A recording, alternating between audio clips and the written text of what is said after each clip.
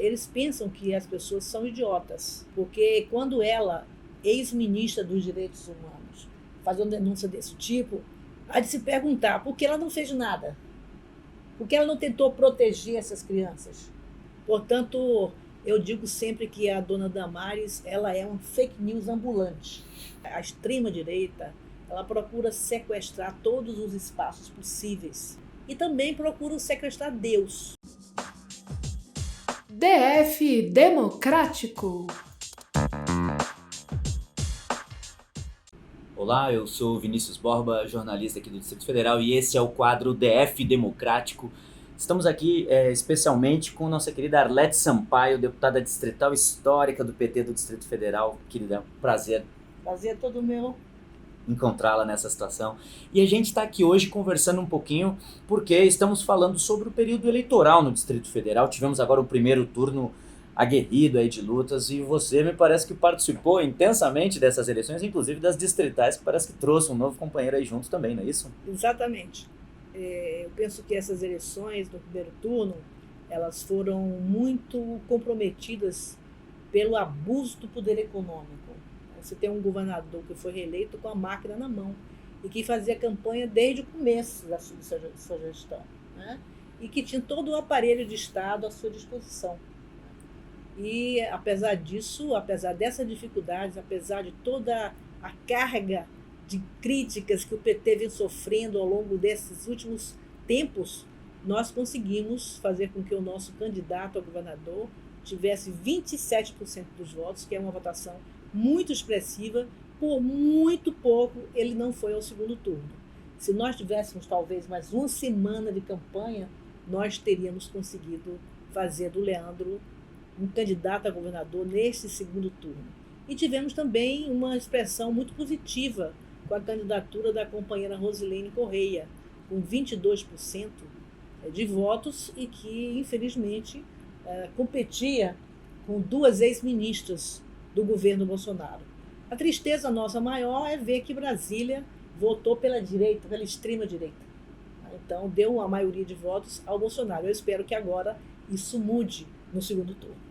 E dá uma impressão, Arlete, de que as pessoas sentem que não, é uma pessoa que não é de extrema direita, mas quando a gente vai observar o perfil da senadora eleita, não é, que comete aí atrocidades, falou num culto recentemente, fazendo uma suposta denúncia, num culto cheio de familiares, de crianças, de famílias, e para horrorizar as pessoas ela fez uma denúncia absurda sobre crianças que seriam sequestradas e abusadas violentamente no norte. E quando se foi ver, não havia veracidade nas denúncias, nas supostas denúncias que essa senhora realizava. A dona Damares tem cometido desserviços à política quando ela faz esse tipo de absurdo. Como é que a senhora sente essa coisa do uso do escatológico, do absurdo para causar e ao mesmo tempo para buscar votos? Porque isso é o extremismo que a direita promove, não é? É o ódio, é o asqueroso, não é? E assim, eles pensam que as pessoas são idiotas. Porque quando ela, ex-ministra dos Direitos Humanos, faz uma denúncia desse tipo, há de se perguntar por que ela não fez nada. Por que ela não tentou proteger essas crianças? Se tem ciência, né? Se Exato. conhece, né? Claro, quer dizer, então ela vai em uma igreja, faz uma denúncia de uma maneira teatral, não é? E se verifica posteriormente que é uma denúncia vazia.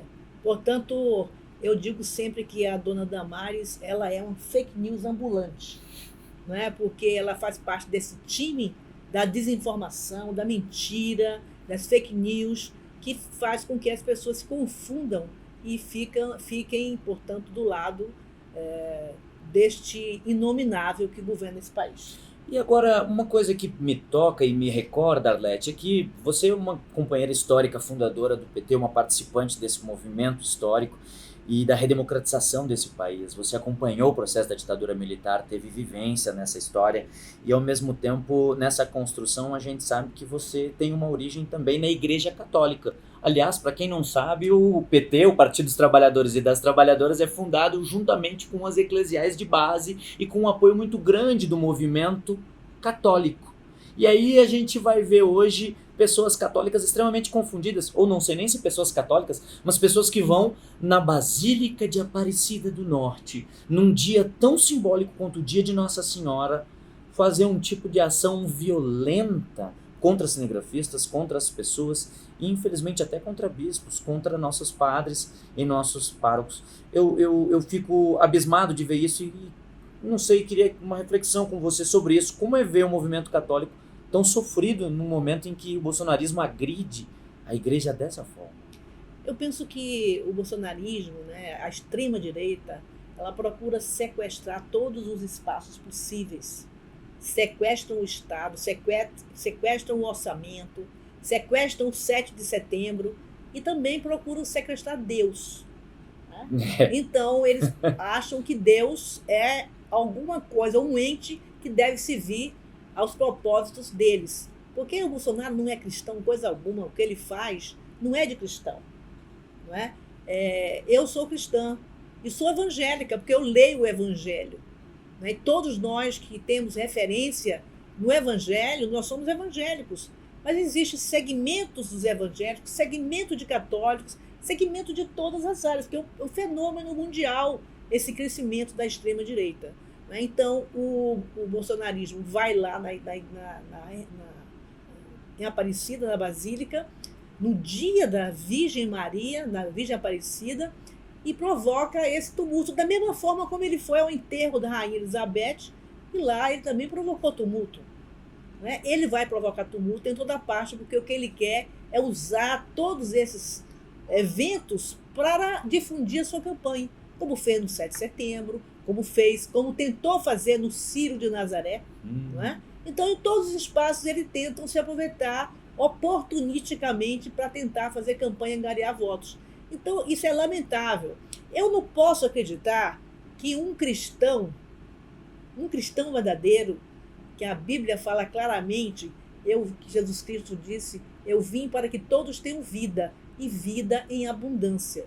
Da mesma forma como diz que os pacificadores serão chamados ao reino dos céus. Então, como é que as pessoas que leem isso na Bíblia podem apoiar um sujeito que faz apologia à tortura e que diz que a especialidade dele é matar porque ele é um cara de artilharia?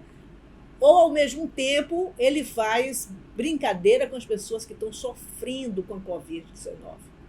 Vocês viram, as pessoas todas viram no país, o povo da Amazônia asfixiado por falta de oxigênio, e ele simplesmente disse, não é comigo, não é comigo, eu não sou coveiro, e daí, e todas essas coisas. Não é? Então, é uma pessoa, eu acho, né, um sociopata que não se condói, não tem compaixão, não tem nenhum sentimento de humanidade para com as pessoas que estão sofrendo.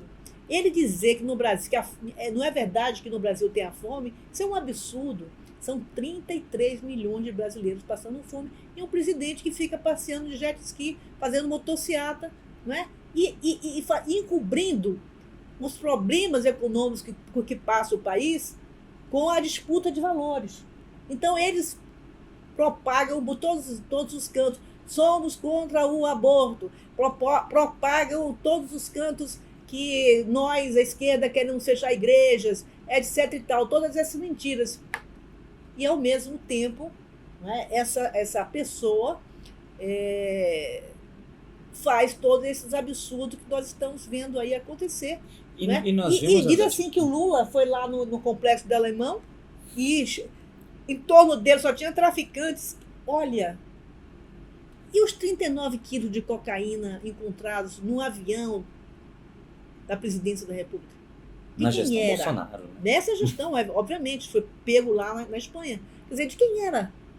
Vamos esclarecer. Quem é que gosta mesmo de bandidos?